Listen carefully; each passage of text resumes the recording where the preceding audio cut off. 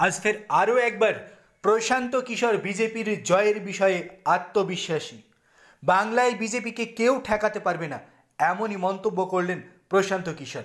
Prashant Kishor vote কুশলী হিসাবে অত্যন্ত জনপ্রিয়, যার কথা সাধারণ রাজনৈতিক দল থেকে শুরু করে জাতীয় রাজনৈতিক দলের সমস্ত নেতারাই অক্ষরে অক্ষরে মেনে চলেন। লোকসভা ভোটের নির্বাচনে নির্ঘণ্ট করে দিয়েছে নির্বাচন কমিশন।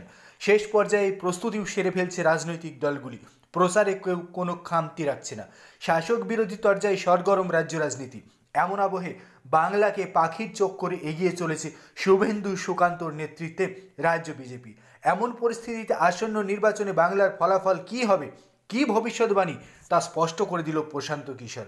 প্রশান্ত কিশোরের মতে আসন্ন নির্বাচনে বিজেপির দাবি অনুযায়ী, এমনকি প্রশান্ত কিশোরের স্বচ্ছ ভাবমূর্তিতে প্রশান্ত কিশোরের সমীক্ষা অনুযায়ী বাংলায় বিজেপি উল্লেখযোগ্য ফল করবে। পশ্চিমবঙ্গ থেকে এক অভাবনীয় ফল আসতে চলেছে, যেটা বিজেপির পক্ষে যাবে। একই সাথে দক্ষিণ ভারতেও মোদির জনপ্রিয়তা বাড়ছে বলে দাবি করেন প্রশান্ত কিশোর। প্রসঙ্গত উল্লেখ্য, রাজনৈতিক মহলে প্রশান্ত কিশোরের মতামতকে সবাই গুরুত্ব দিয়ে থাকেন।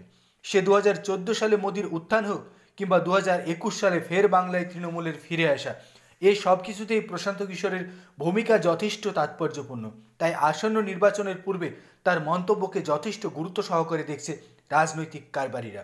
প্রশান্ত কিশোরের এই মন্তব্যের পরে রাজনৈতিক মহলে প্রশ্নও উঠছে, তাহলে কি বিজেপির সঙ্গে সম্পর্ক তৃণমূলের সঙ্গে সম্পর্ক ছিন্ন করেছেন প্রশান্ত কিশোর?